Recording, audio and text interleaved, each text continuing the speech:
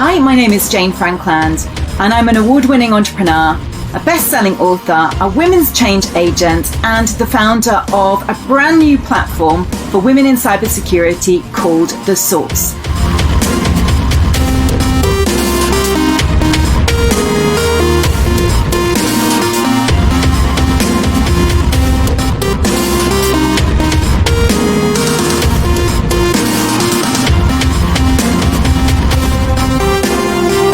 I was speaking on a panel about what it means to upskill to upscale. And some of the things that I was talking about were things like leadership and how leaders really need to start with themselves.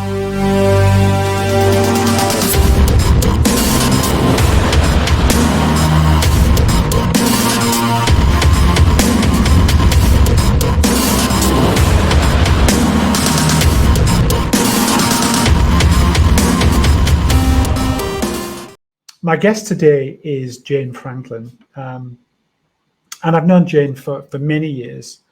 And first of all, I just want to say to Jane a big thank you for coming along today. And I've been a big fan of your work for many years, since living in the UK and even whilst traveling abroad. So it's great to have this opportunity to have a conversation with you today. Before we get into the actual interview first, I think it's worth just talk a little bit more about who Jane is. So Jane is a award-winning leader, best-selling author, speaker, and change agent. Having spent 2 decades in cybersecurity, Jane has become one of the most celebrated female influencers in the world and has been named by Yusenko trailblazing in tech. She has built her own global hacking firm in the late 90s and worked with an executive world-renowned consultancies. She's now a popular keynote speaker, university guest lecturer, awards judge, board advisor, and regularly shares her thought leadership in the media, including some of the top broadsheets. Jane has enabled more than 335 women to receive scholarships in the past 3 years, which is to be applauded, and a value of about $500,000, which is also fantastic. She believes if you are short on women, you are less safe, and it's why she set up her latest venture, The Source. So before we get into The Source, Jane, which is obviously your latest venture, I wanted to spend a little bit of time getting to know Jane a little bit. So we're going to reel this right back and go to a much younger Jane when she was growing up. So tell me a little bit about your time growing up, the kind of, where you're from, your kind of background. It's so good to be here and to be talking to you. Thanks for asking me to come on board. So my family, I come from quite a traditional family. My parents had me and my brother when they were quite young. My mother came from a teaching background, so education has always been really, really important. And I was always advised, don't go down that route, don't become a teacher or a head teacher and everything like that. But the teaching aspect is really strong in me, and that sharing. But we moved around a lot as a family because my father is a civil engineer. And so we were moving around the country. They were young. We were moving around the UK. We were moving internationally. So I spent some time in Brazil, in Rio. We were supposed to live there on this beautiful, amazing island. Yeah, it's just why did they say no? Why did my mom pick up the bus? Oh my God, it was like paradise. But so we moved around an awful lot, moved around schools an awful lot. I am the older child, so I've got a brother who's one of my best friends, and we're really close. And, nice. What's the difference in age between? 14 months. 14 months. Oh, right, that's a really close in age. Yeah. And so I was always looking out for him. I was protecting him naturally as the oldest sibling. Yeah. When you move around the place, I'm originally from the north of England, so from Preston. You get picked on because of your accent. So you had to become quite resourceful and quite tough. And I think really kind of give off a bit of a persona of don't mess with me. So for me, I had that kind of strong presence and very sensitive, very ambitious, and also very self-directing. So I've always known my own mind and being quite obstinate or challenging. So as a baby, I screamed a lot. Apparently, I would say communicated. Yeah, it's just like I've lived with that my whole life. Yeah, so I am a communicator by nature. I wanted to do certain things, and I just kind of like made it happen. So it was almost like when I wanted to play the piano, I went on about playing the piano, and I taught myself. My parents. All right. Okay. Yeah, You didn't have to be pushed into it like most no, kids are. no, not at all. I just went on about it. It's just I want to play the piano. So they eventually got a piano, and I taught myself. So got a book and taught myself how to play the piano. Same with like riding. I'm big on horses and things like that. So I was riding from being 2. My family aren't horsey at all. I just knew my own mind and really wanted to ride. So I just went on and on about it. And in the end, they kind of gave in and got me some riding lessons as a 2-year-old, which is crazy. Wow. And also I was a vegetarian at 4. So in the 70s, and by this stage, how did that happen, Jane? How did you was it something you decided? Yeah, because of the animals and things. All right. Yeah. I accidentally, I think, saw or happened to see a program on abattoirs that would have been on like mainstream TV, but that this program was on. I don't remember seeing it. I just remember refusing to eat meat afterwards, and my mom allowed me to do that. And in those days, it's not like it is now. I'm still I eat fish, but I've lived that way for all of my life. But in those days, in the 70s, it was it's very, very limiting, and it's very niche, I guess. Very difficult to find, but yeah. So I've always been quite like that. If I want to do something, it's just like there haven't been any barriers, and I've probably been brought up in an environment through my parents of, well, yeah, if you think you can do something, or if you believe in yourself, then go for it. And my parents brought both myself and my brother up to really listen to what was in our hearts and to go after those. So I went down the art route and he went down the drama route, and it was always like, follow what you love. I was speaking to my mom like more recently about that, and she said, well, maybe it wasn't such a good idea, but that's kind of how it was brought up. So very much the sky is the limit. There are nothing to hold you back apart from yourself. I was very privileged, so my parents weren't wealthy, but they saved and invested and made everything happen so that certainly I could have the opportunity that I have had. So I did go to some really good schools, and like I said, I wasn't one of the rich kids or anything like that. It was one of the poorer kids, like the teacher kids, but I still was from a very, very privileged background. And did that make you more determined, Jane, because you weren't from that privilege? When you're in your peer group and you felt like there was something to prove as well. Yeah, I didn't have the mansions or like or the yachts and things like that. It definitely affected me. I tell you kind of more, and it's no surprise I do what I do and I'm interested in it, although it kind of happened as an accident. It's that whole inclusion piece.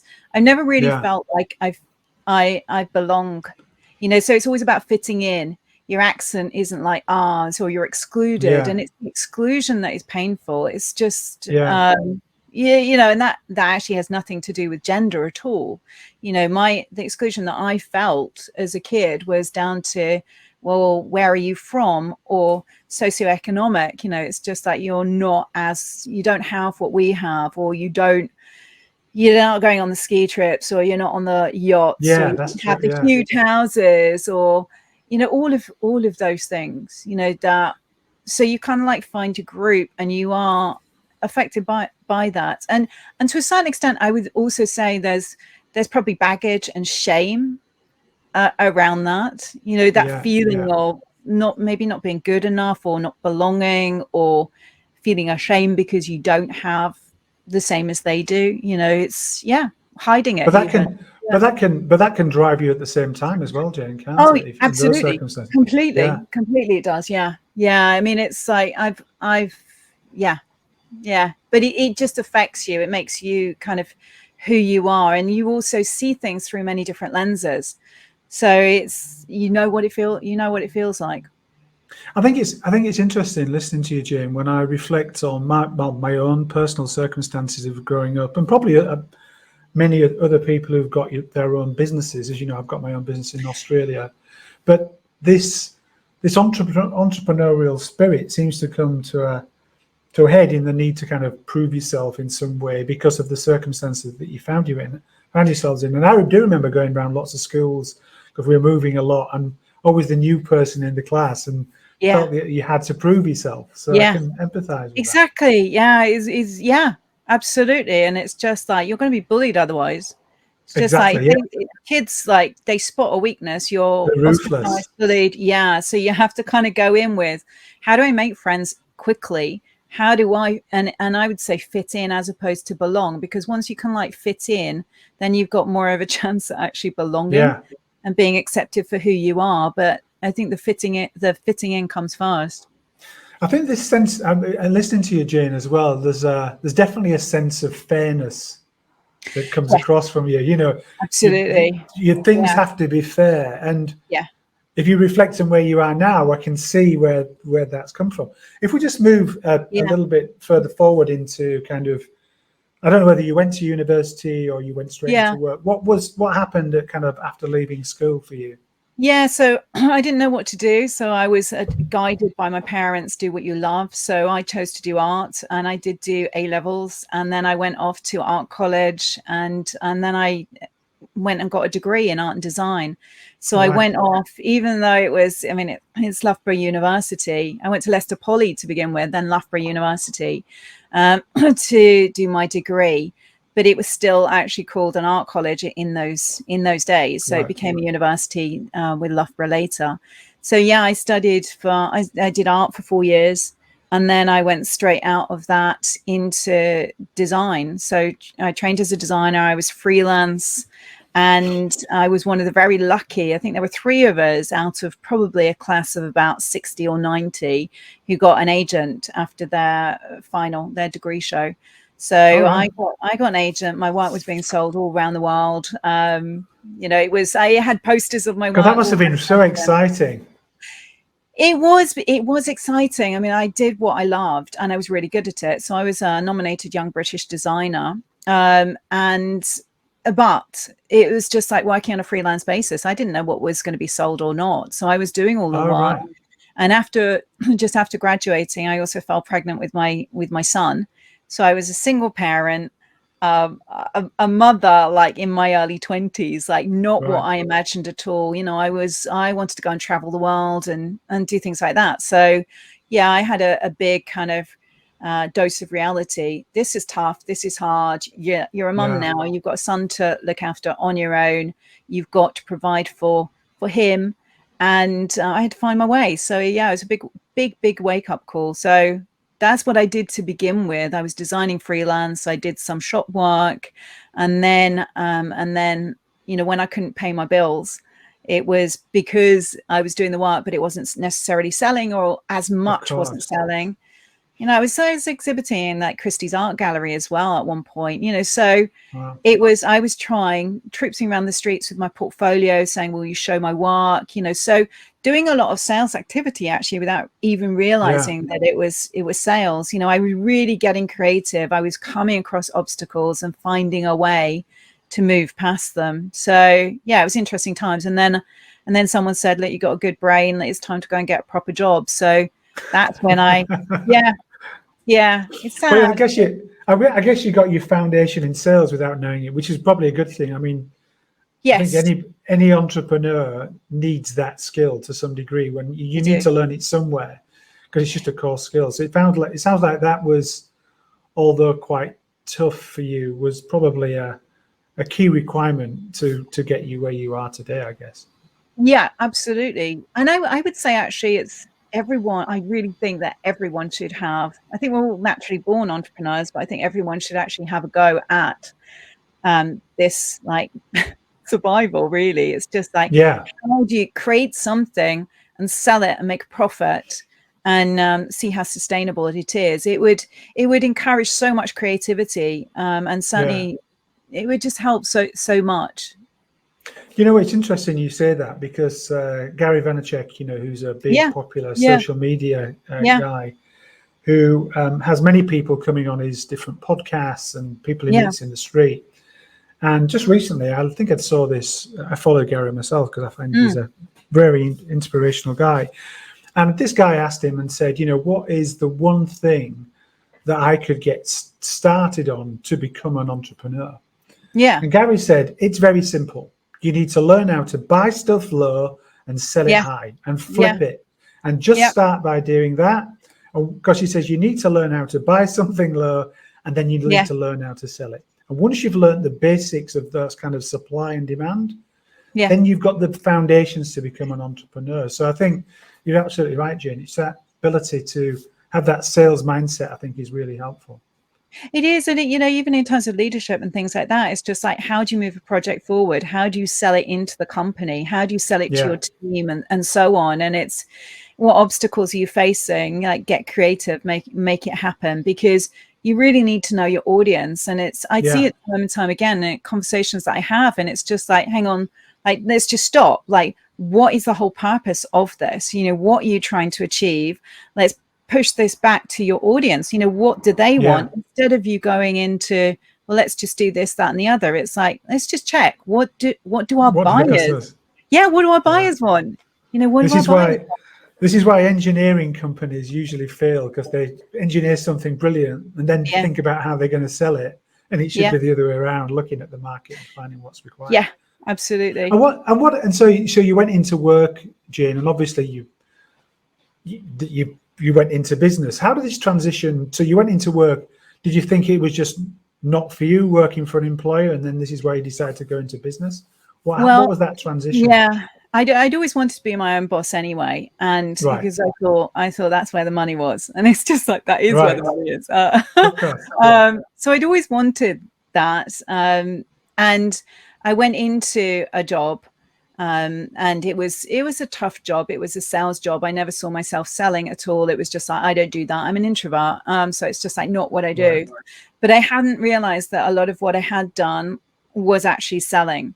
So I like helping people. So, and I like solving problems. So for me, I went into a pretty much hardcore sales job, and it taught me so much about entrepreneurship, and it kind of invariably, and also a bit of the politics as well. Well, how do you push yourself forward? How can you get what you want? And again, that was like me looking at the environment and seeing how things were done. So where's the obstacle? How are they doing it? How can I do it? How can I learn from it? So I did this job for about a year. During that time, I had met a boyfriend. He was in technology, and he was at a company. He was a director. Things weren't going well, and he said to me, I was looking for a new challenge because I like a challenge, and I was bored of what I was doing. And he said, do you think we could work together? Why not come on board, with me? Let's go and start a business. So that's how I got into technology. And because I didn't know anything about technology, for me, it really was a case of, in 1997, well, what's kind of interesting in terms of tech? And I'd always found AI interesting, but it was just too new at that point, so security was emerging, and that just seemed far more interesting than selling like networking kit or high availability servers. It was just so much more to it. So that's kind of how I got into it. Yeah, because interesting, that would have been about the same time that I got into it, Jen. And it was interesting. I don't know what sparked your interest beyond what you'd said now, but one of the things that I remember thinking is, it was emerging. This is not going to go away. That was one thing that was in my mind, because I was thinking of criminals in the real world. Yeah. Now criminals in this kind of, cyber world, which they weren't using cybersecurity as a term back then. It was information security. Exactly. And I thought it's always going to be around, and there's always going to be a need. I never imagined it would explode like it has more recently, which is great for us and great for the, for the populations that, are able to respond to it. Of course, not great for all the companies that are compromised, but then how did that go? So you run that business for a certain 16 amount of time? years. Well, I owned it for 16 years, and I was involved in it for just about just under 13 years.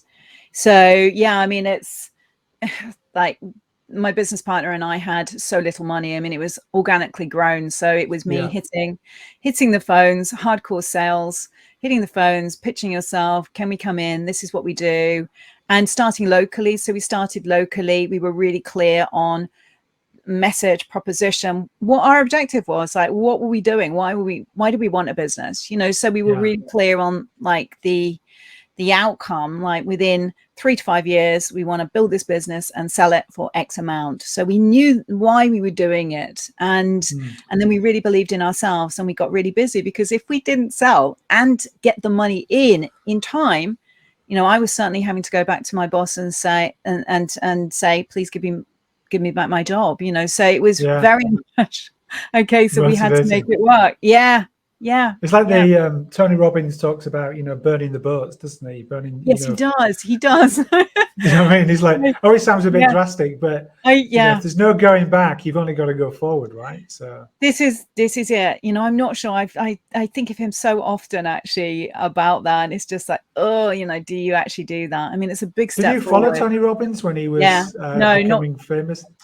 I followed him for years, but probably for about at least the last 12, 13 years. So yeah, but he's been around for ages. I love him. He seems to be there forever, doesn't he? I've seen him speak as well in London. He's amazing. I think he's brilliant, and my kids know him as well, because I think it's really important for them, especially one of my sons, to have a role model, a male role model, a strong male role model like Tony Robbins, who's very much in touch with his female energy, and that side. So it's it's big guy, powerful, like amazing, just amazing work. I'm such a fan of Tony Robbins. So before we get on to, because I really want to get into the champion of women, which you're really well known for now, just when we just reflect on the business, was the things in there that you would have done differently? Were the things that you said would think were really good and you would do them again, or the things that you would change in the business? I'm just trying to get an idea from a entrepreneurial perspective. What tips would you kind of give people from a business perspective? Yeah, it's get really clear on your why. So know why you're doing it and what you want to achieve. So really, really clear on that. Make sure that you've got to sell. So you've got to get out there and sell as fast as you can, just as we talked about earlier. So make your money, know what your products are. So get a grip with that. Know how to sell. You need to be able to do every single job that the organization does to a sufficient standard. So for example, I know that my business partner and I were caught out with things like accountants, so them not necessarily doing what they said they were going to do. So you just need to be able to know how the business operates. You've got to watch out for cash flow. Cash is king. It doesn't matter, if your orders, what your pipeline looks like and everything like that. If you don't have the cash and you're paying a team and suppliers, etc., you're gonna be out of business if you don't get a grip on that. So those are the kind of the main things that I would say. And I would also probably add, just be careful about who you go into partnership with, because it's like a marriage. You've got to work at it. You've got to be really clear about how that is going to function, how you're going to make decisions, and so on. And you've also got to be watch out for the legal aspects as well, because many partnerships don't work out. You need to look at that. It's one of the biggest reasons for all startup failure is the fallouts between the founders, difference of opinions. So it's such a common thing that you need to get right. And I remember having a little bit of a false start in one of my businesses, but now we've got two co-founders that I work with where we've got this really fantastic chemistry, and that's what makes the magic happen. Actually, it's so important that you pick your partnerships and founders really carefully. Complementary skills, like how hard what's everyone doing, how hard do they work, what's required, what about agreement, how do you reach agreement, and things like that. It's so important. Very important. Okay, so let's shift on the gears a little bit to champion for women in cyber, which is obviously what you're known for more recently, Jane. Tell me, in your own words, what is, the industry, there's something been wrong with the industry for a while, but I'd like to know what you believe is wrong with the industry. Well, maybe it's improved. I'd just like to get your perspective. But what is wrong with our industry from a woman's perspective? You're so gonna love me. You're gonna love me to say this. The biggest problem with our industry, including with gender, is leadership. Right. It really is. If we could sort out the leadership and improve the leadership, so many good things would happen.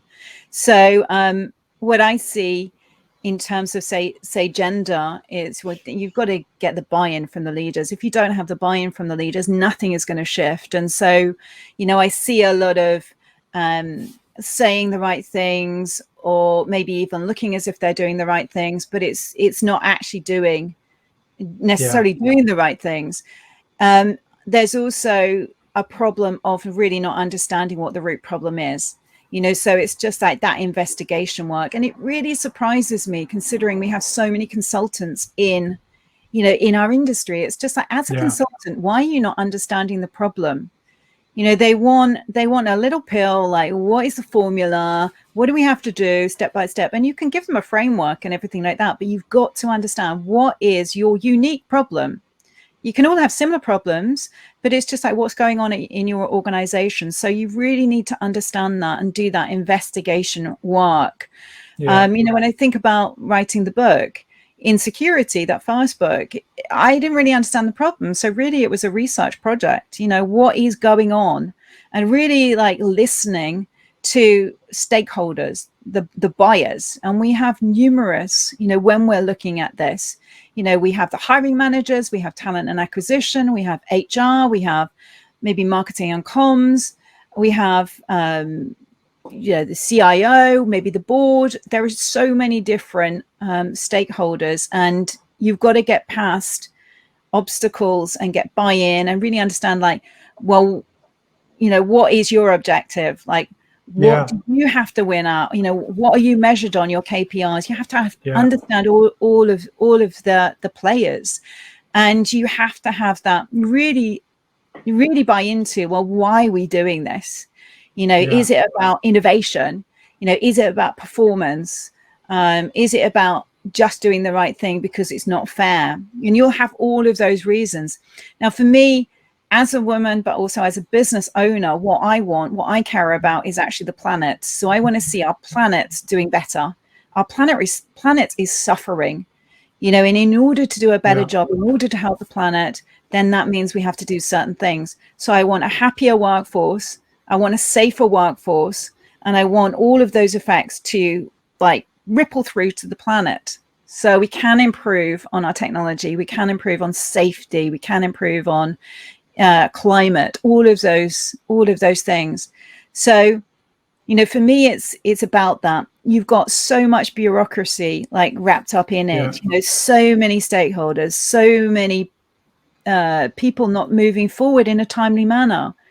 As far as I'm concerned, it's just like the planet can't afford to waste time. We're in trouble. Let's move this forward. I think you're right, Jane. I mean, it's interesting when we, in our own business, we talk about, having influence and impact. How do you have influence and impact?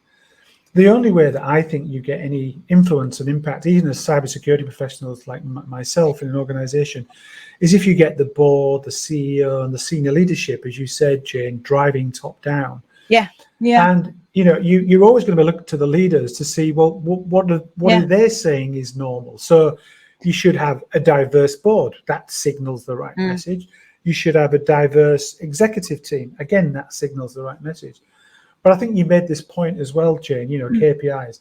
I think if you don't set a target, a certain percentage or whatever, that's set by your leader to you, then you're not going to change your behavior. And I would say, for me, where I've seen the shift in my own organization, the bank that I work in now, is literally through this leadership taking it seriously and saying, you must hit this target, whether it's 40% or 50%, because then you've got something to work towards. And I think that's real action, isn't it? Where you get that. But it's galvanizing the whole industry. That's not every organization thinks like that. And I think that's the challenge. It is. And also I think you have to be careful of percentages talk. We do need the data, and we need to drive transformation by having conversations, so telling the stories, but also having the data as evidence and collecting the right data and measuring it and so forth. But it's got to be more than just that collection of data. You know, we really need to look at, well, behavior, and we also need to not be so motivated by those targets. So, you know, it's like, because we might need to adjust, and it's just like, well, okay, we can go for it, but if we have more of that entrepreneurial spirit and way of being, then if we're looking at like what we are doing, what we're measuring, and what behavior change and what transformation comes of it, then we can adjust. So it's just like, this is what our assumptions are. So if you're building a business plan or whatever, this is our assumptions, and we've gone out there and we've tested, we've done the research, and we've looked for signals, and everything is pointing in the direction of this is what's needed. So let's go and build it, and like give them what we believe from all of the research that we've done is needed. And then if it's not, if that doesn't work for your organization or in the way that you've done it, then you can course correct. But it is a case of like using the, and I would say, entrepreneurial principles in order to move forward. And the agility, that the speed, like right now, you know, speed is currency. We've got to move forward faster. We're too slow. These big organizations are far too slow. And it really, it's a threat. It's a threat to business, you know, from acquiring talent or, you know, the transformation that's needed. So Jane, I think this leads me nicely on to your book. So I've had a reread of your book since, I don't know if it's coming around the right way, but a reread of your book since you nicely signed it for me all those years ago. I can't remember what you released it now, but I remember I've still got the signed copy on there as well. That's so good. Nice. And the thing that I'm reflecting on in the book when I was reading it again, Jane, was there's tangible. It's not just about, as you said, hitting targets. There is really tangible benefits. And when I just look in the book, and I remember you saying this, and I'll just read a passage here, because you talked about the objective of the book, and you said, by increasing diversity within our talent pool via women, we can be more innovative, better problem solvers, more thorough in our approach to risk. Cybersecurity, after all, is a people problem, and only when people are regarded as the strongest shield throughout the organization and ecosystem, and given the opportunity to fulfill their potential, can we be more resilient in our defense. And I think that kind of illustrates the point really nicely, that it's not just about hitting the targets, it's actually diversity, because we know that diversity is going to make us stronger. So I thought that was quite a powerful thing, and it seems to be a theme in the book, actually, Jane, as you read having reread the book. So yeah, I mean, what's your thoughts on that? Do you think that's definitely a key factor as well, that one of the reasons why? Yeah, absolutely. I mean, I think in the book I say that men and women see risk in a different way. I mean, there've been countless studies that pull on that research, and there's always going to be like counter arguments, like again, you know, like to do with that. But it's we do, and of course for us it is about risk. It's about doing a better job. We can't ever get rid of cyber criminals or our adversaries or anything like that, but what we can do is become more resilient. And it's interesting because now I think the talk is so much more about cyber resilience. So how can we bounce back faster? How can we do a better job, you know, of that? And certainly we want, in order to innovate and do a better job, we need to be attracting top talent. And if we know that diversity is a key, particularly gender, we can do better, we can perform better, then why would you not be strategically playing to that? It's, you know, so for me, it's like the night follows the day. We're always going to be under attack, but what we can do is do a better job of it. So I see it as our responsibility to enable that as a competent leader. Yeah, absolutely. And Jen, since writing the book, I know it was obviously very successful and selling around the world. Was there any difficulties that you found since writing the book? You know, did you expect there to be a bigger shift from writing the book? Were there any difficulties that you were unexpected and you thought, I would have expected more to happen in some areas? some things. I mean, the book was a complete accident. So Right. I felt compelled to write this book, and it changed everything. So before I knew it, my business was not about this. It was, and I was there helping entrepreneurs to grow and scale their business. So I was kind of being led into, these conversations. Well, how can we do it? So the sales cycle, the lengthy sales cycles, the absurdities, around moving forward on the obstructions was interesting. I also think the other thing that was interesting is women. So people saying that they were going to help. Some of them were women. Being attacked sometimes. People not knowing who you are, but just bullying or being aggressive. Disagreeing with you, all of those things. The whole kind of like queen bee syndrome, I think, so it's just like, I'm not gonna collaborate with you. It's all interesting. Or, well, this is how I got here, so you're gonna have to do this. Or one thing I hear a lot at the moment is, women leaders telling other women aspiring women leaders that they're going to have to work twice or 10 times as hard. Really? And the thing is with that is that may have been what they've had to do, but it's not sustainable. And we have extreme stress burnout issues for all people. But if your message is to a woman that you're going to have to work in that way, that is not sustainable. That's not sustainable. So I don't think that it is helpful telling women that is how it's going to be. And also when that isn't sustainable. So say, for example, if a woman has been told to do that, if she goes away after having a family, comes back after maternity leave, and the expectation is, well, that's how you worked before, and you're not working like that now, then it's the whole perception is you're underperforming, whereas you're not actually underperforming. You're just actually performing at the right rate that everybody else is. Of course, so I think it's really dangerous to have those messages out there, and we really need to be looking at how we can build these lower levels of stress, into our organizations and reducing the burnout, so that we can hold on to talent, our team, for much longer, and attract team members. Yeah, and I think that leads nicely on to something that I know you've been very passionate about, Jane, and you mention it in the book as well. Personal branding, which is an entire chapter to personal branding, and I know you've put a lot of effort into that. I think that goes a long way to solving perhaps some of those confidence challenges that women might have as well, whether it's be going through interviews or even having those discussions with other peer leaders or managers who happen to be women, saying you need to do this work and things. You've been able to have their own strong mind. So talk to me a little bit about personal branding, because I think that's such a powerful thing if you get it right. Absolutely. And can be very negative if you get it wrong, by the way. So. Yeah, absolutely. You again got to be like strategic when you're using this. So it's just like, what do you want to achieve? Why are you doing it? Can you do it? Insecurity, not everyone can actually use, depending on what you're doing, like build it. But it's that visibility aspect. It's I always say the rules in business are not the same for women as they are for men. And that's not a criticism of men at all. It's just like how the system is as it is. So we do need to build our visibility, get our thought leadership out there, our voice, because that helps with credibility.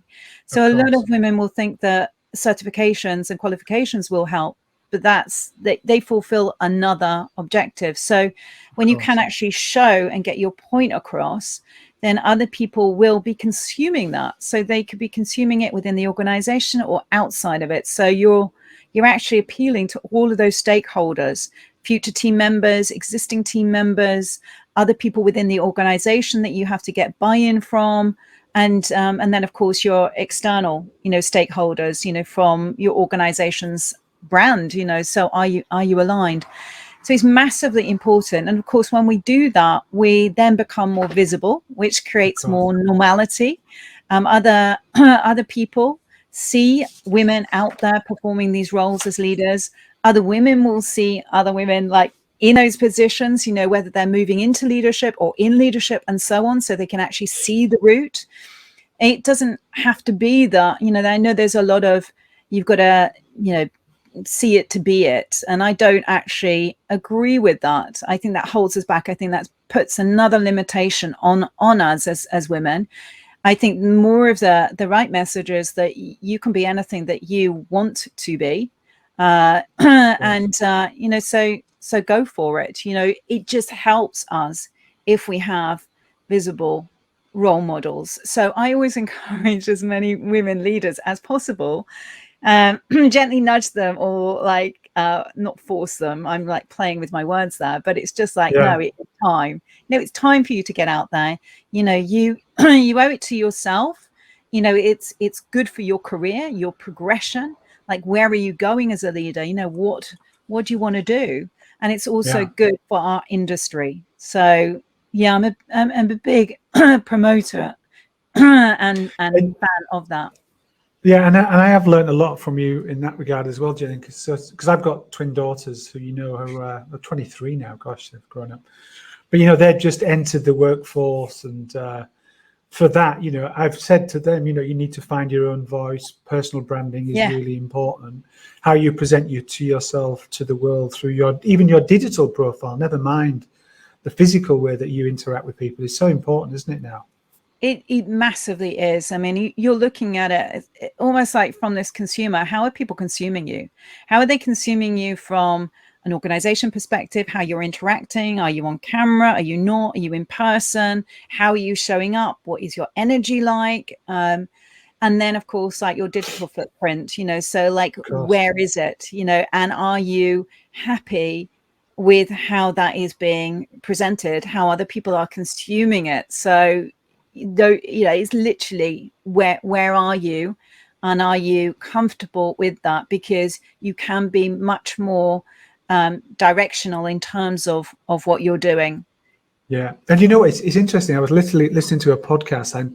I normally go for a walk on an evening and listening to various podcasts, probably some similar ones to you, I'd expect, Jane, but certainly from an entrepreneurial perspective. But the one I was listening to recently was talking a little bit about personal branding. And like it or not, we've all got a personal brand. And they said it might not be so easy to appreciate what that personal brand really was many years ago. But the way to find out your personal brand, which I thought was interesting, is to literally go onto Google and type in your name. And what comes up in that first page is the perception of you. Your personal brand is right there. And, you don't, obviously, I'm not Googling myself all the time, as I'm sure you're not, but it is something very just practically you could do. You put your name in and see what comes up. And, if you unfortunately happen to have the name of somebody who's, I don't know, a criminal to some degree, or has a negative, then you can almost be tarnished with that in some way. So being proactive and getting out there actually switches it round in your favor.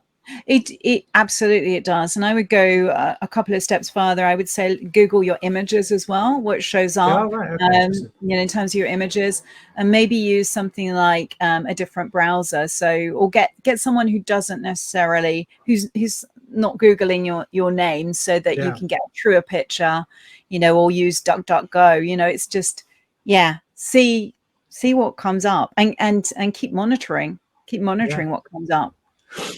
So Jane, personal branding obviously being a big thing, it probably naturally a good time to talk about the source. So source, I know, is something that you just recently launched, and I think on the back of the book and everything else that you've done, to me it seems like a natural kind of state of your evolution to go to that platform. So tell me a little bit about the source. I know, I would assume some of that inspiration kind of come from the book, obviously Insecurity, but what other things kind of led you to that platform, and then talk about a little bit more about the platform itself? Yeah, well, I wanted to do a membership after the book, but I really wasn't sure whether or not I wanted it to be gender neutral, or whether or not I wanted it to be just for women. And then, because I wasn't sure, I kind of learned all that I could do about memberships, and so got kind of comfortable with that, and then waited until I had the clarity. And in 2019, I went on holiday with my kids and had a few days, away, just like reading and Just like before the pandemic, was it? yeah, it was before the pandemic, the summer before. Oh, right, okay. And so I got really clear, you know, based on actually a lot of research out there. So women really need these. They do better if they have these inner circles of women. So these networks of women that they can lean into, plus other things as well. But when I got back from that, I then kind of moved forward, and just various serendipitous, strange, weird like things happened, and I ended up building a platform for women. And it was due to actually be released in 2019.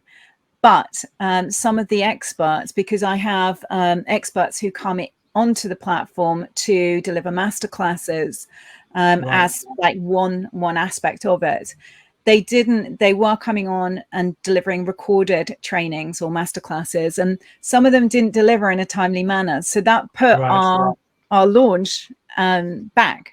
So I thought, not a problem, I'll release it in 2020. And then, of course, the pandemic happened, which just changed everything. But it was actually it was useful, because some of the technology that we use now on the platform hadn't been developed.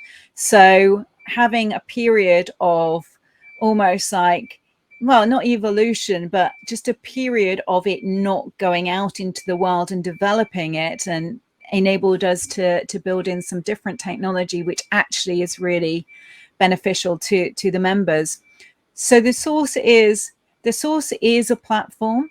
So it is like a playbook. It's the source. Where do you go for women in cyber? You know, you go to the source. So the source is very collaborative. Yeah, it's very much based on water. So it has that natural flow as opposed to force. It's there. We work with women and businesses who value women. It's about evolution. It's not about making anyone wrong. It's a platform. Certainly the platform is for all women. So from entry level all the way through to leader level. We have these live masterclasses that we run, so our members can get live coaching. They can ask questions. They can have deeper dives with some of our experts if they want. So they can be led through onto a path, you know, the journey. We've got the community there, so they can like tap into the communities and ask questions and get support that they need as themselves or as an anonymous user. And they can get a whole ton of resources as well. So what I found with the book, there were certain things that were really difficult to find, and really useful things, that tools women need to know how to use, you know, tools within themselves, tools outside, you know, and so the source actually brings all of that together under this platform, the source platform. And it's wider than cybersecurity, right, Jane? It will be. So my ambition is that it's really for women in male-dominated industries, so and businesses who really, you know. So, but I'm starting with cyber because I've been in it for two decades. So it's really building what is required in cyber, and then expanding naturally outside of that. But there is so much work to do in cyber. So it's really joining up a lot of the dots and enabling that. So helping women to evolve, companies to do a better job of attracting talent, and so on. And then outside of that, we've got things like, as part of the source, we've got things like consulting. So let's discover what your root problem is. You know, what's going on in your organization? Are you doing a good job of attracting talent, or is it the retention that is more of an issue for you? And then we've got things like we're building out certifications and things like that. So it's just like, well, how can you know, in terms of signals and leaderboards, you know, who's doing a good job? Because the source is there to satisfy the problems that women and businesses have, but it's also there to serve the individual woman and us as a collective of women. And we can do, you know, when we come together in a collaborative manner, and then we can achieve so much more. And the source is the only platform to do that. So we feature all of the other women's initiatives that are out there, and training providers as well. So we're leading, we're leading our members onto the right place. Fantastic. And Jane, it's interesting you mentioned right at the start of telling me about the source that you said you made the decision to make it women only. There's lots of research to show that women girls in girls only schools perform better than they do in mixed schools. Yeah. But if you look at boys' schools, they actually perform better in boys in those mixed schools. It's because they can over dominate, and then the women pull back. So it's interesting. I think that was absolutely, from what you just said, sounds like the right decision, because it's going to allow them to thrive and push forward, which I think is fantastic. Yeah, I mean, I'm a mum of like 2 boys and a girl, and it's just like, and they've gone to single sex schools and mixed schools, so and each child has had a different like schooling experience and all of that. But it's really quite interesting to see what works, and then also to look at all of this from a company perspective and a performance perspective and all of that.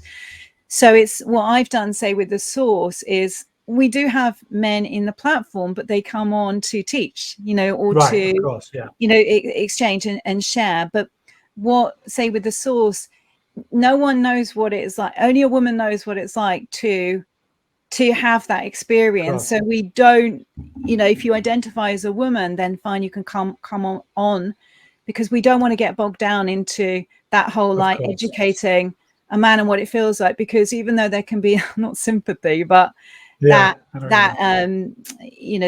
desire to really understand, is just that we don't want to get caught up in that. So it's just like, these are our challenges and how do we deal with them?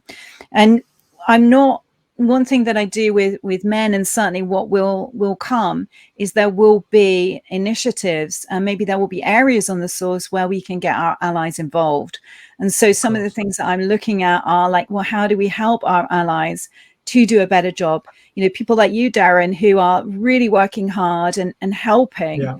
How can we help more to help us? Because this is a human problem. It's just that the work that I'm doing really is just like putting the spotlight on women and leading, but ultimately it's for human beings, so that we do better and we create the culture for us all to do well. There's no doubt about it. We'll all benefit from something like this. As you say, we're all human, so that's the key thing. In terms of the source itself, Jane, I mean, you say it's a platform.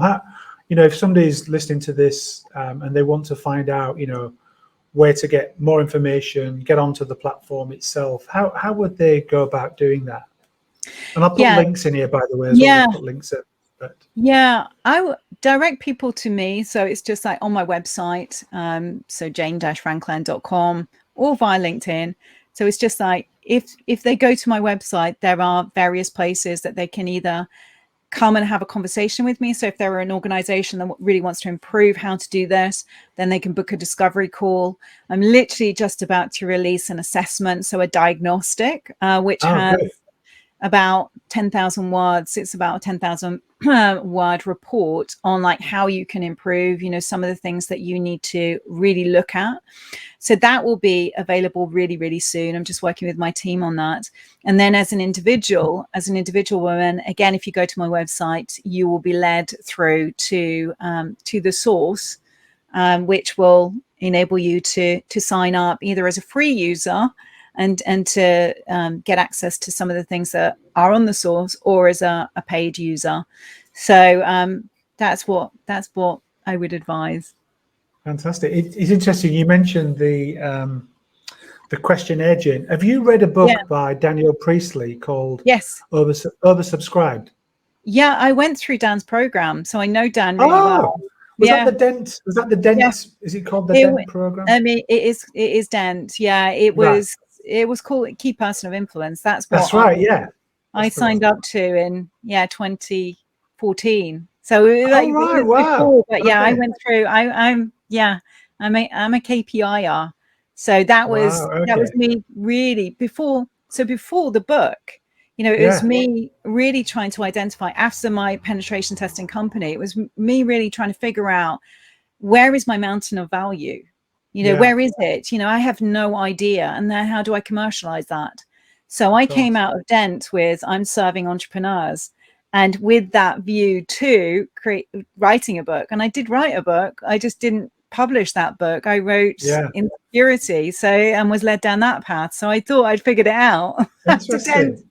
and I hadn't done. Oh, You know, oh, so well, I'm a big fan of Daniel Priestley. I've read his books as well, and yeah, some of the ideas and suggestions are just so invaluable for businesses. I think he's one of the best out there. Yeah, he's good. He's a good guy, Dan.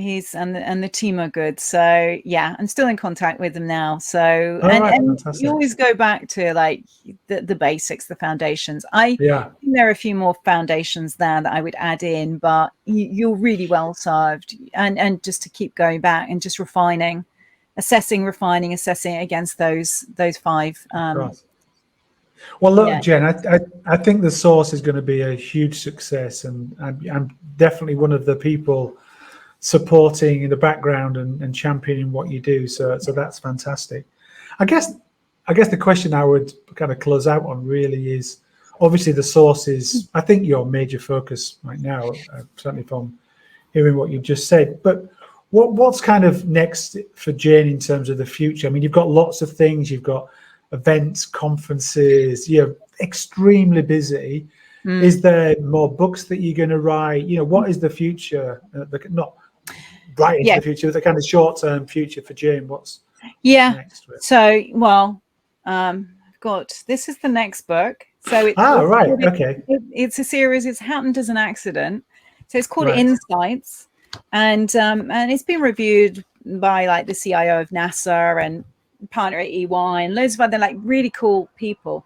That happened as an accident, but it will be a series of books. So just like a mini book, you know, a book that you can, a series that you can go to and get information really quick. So I've written that. I would say, I don't even want to say halfway through, hopefully 3/4 of way or nearly finished on another book. And it will be in that series, but this is about how to get into cyber. So it'll be 52 insights or questions on how to get into, or questions answered, practical on how to get into cyber. So so that will be another one that I've 17,000 words, you know, through that, another accident. And then there will be more books in that series. So really kind of collated by through my contacts. So I might be coming to you, Darren, and saying like top tips for this. So there will be that. There's another book that I've sketched out as well, which will be more of a map book for women, like where are you and what do you need to do? So again, very practical, but a bigger book. That's coming. And then I'm looking at a leadership program for women. So it's just like what kind of next. So it will fit into the source, but it will be also, it can stand outside of the source as well. And that is probably going to be called Spring. So it's just like, where are you going? Where are you going? So, I mean, and certainly in terms of collaboration, obviously you and I talk, and the Cyber Leadership Institute. So we've got to kind of have more conversations about how we collaborate on that and really bring about, you know, that change and that transformation that's really needed. Do you know what? The last thing I need to ask you, Jane, which I think this is, because I think this is, if you hear about all the things or things that we've talked about, you know, you're writing the books, you're doing all these things. Yeah. How do you? This will be a great tip for anybody watching this. But how do you manage all this? How do you manage your time? Because if I listen to all the things that you do, it's like I'm just thinking, when do you sleep? Yeah. Do you know what I mean? Yeah. Do you know what I mean? So do you sleep? Do you have like a good 6-8 hours sleep, or are you one of these people who doesn't? How do you manage your time, Jane? Yeah, I do. So, and this is something else that I've got coming out to help with that. I've got it's called In Focus. So it's a kind of like clarity and planning focus tool journal. So it's so I get really clear about, you know, what I'm saying yes to, what I'm saying no to. Right. Okay. I have a system that I use, which will be shared, you know, with that new journal planner that actually works really well with the program that I have, clarity and planning program. So yeah, I say no.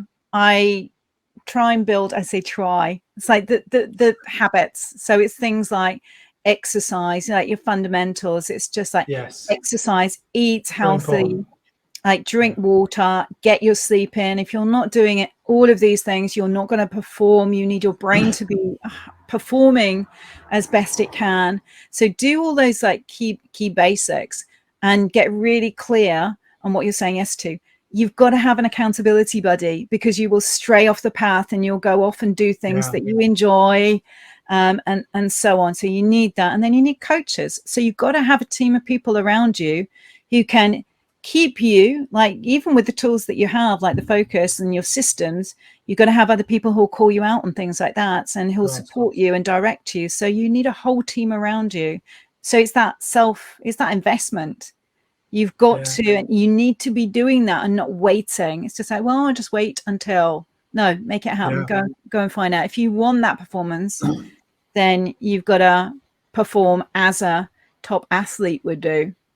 Yeah, I think I'm 100% with you on the health side of things. I mean, I think if you don't get those foundational things right, get good sleep, make sure that you're exercising. I mean, I meditate as well, and I know you've got meditation and things, looking for the spiritual side of things as well, of what to do, and obviously the mind, making sure that you're reading and keeping up with things. Exactly. But it's all important. It's a holistic, and the one thing obviously that you need to get that, if you look at that wheel of balance, is making sure you spend time with family and friends and things like that. I mean, sometimes that it's a bit of an ebb and flow, I find as well. Sometimes sometimes you're finding time with family, sometimes no, I need to just do this work. And you need that support really from family and friends to help you. And actually, I don't know whether this has happened with you, but there are friends I've lost along the way. And in fact, you hear this a lot from a lot of entrepreneurs. They say, I don't actually have any friends. It's just my customers, my partners, and everything else. And I sometimes feel like that myself, that I've got my partner, my wife and things, and my family. But beyond that, finding time for friends is often a bit of a luxury. But I'm fine with that. And I think that's what you need to be fine with, right? It is completely that. But you have to kind of almost do an assessment, like a check, an order. It's just like, what's going on?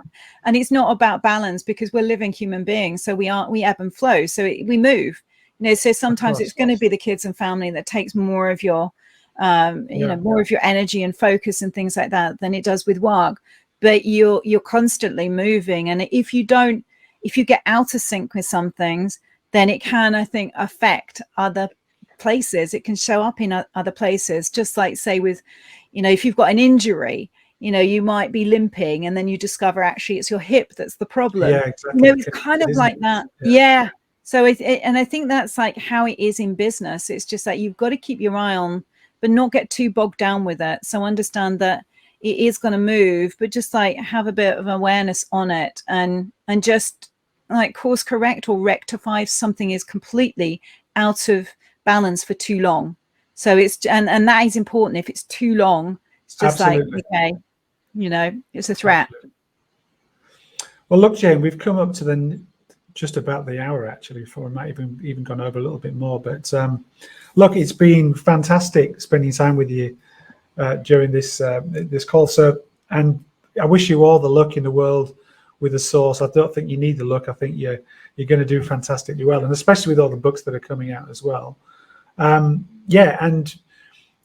again, just to finish off, people can find you at your website. That's the best thing. Or they can reach you on LinkedIn as well. I will put some links in here as well, so that people can see where to connect with you as well.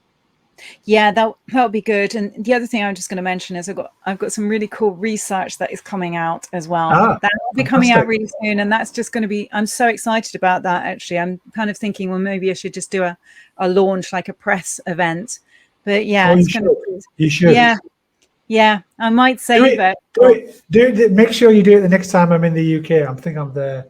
I've been coming backwards and forwards. Now we can travel again, but I think it's November. When have you got any idea when you might be doing it? It will be this side. It will be this side of the year. So it's just I'm looking at venues, and I think I found a venue. So yeah.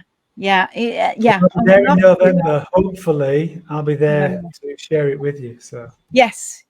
Okay, that's really good. We'll definitely do something then. Amazing. Thanks so much for having me on. Thank you, Jane. It's been a pleasure. And I'll speak to you soon. Thanks a lot. Thanks. Bye. Cheers, Jane. Thank you.